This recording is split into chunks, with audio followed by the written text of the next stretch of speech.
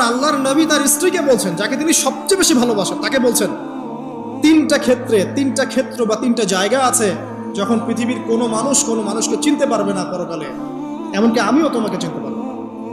সেটা কি?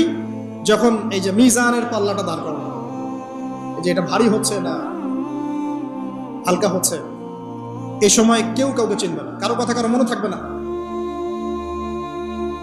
যে গার্লফ্রেন্ডের জন্য আপনি জীবন দিচ্ছেন তার কথা আপনার মনে থাকবে না। যে স্ত্রী সন্তানের জন্য আপনি সারা জীবন দুর্নীতি করে গেলেন তার কথা আপনার মনে থাকবে না।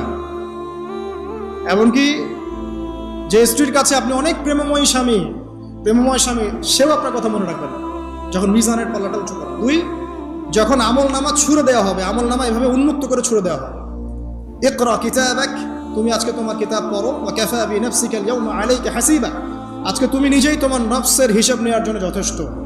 এই সময় আয়েশা আমি তোমার কথা মনে রাখতে পারবো।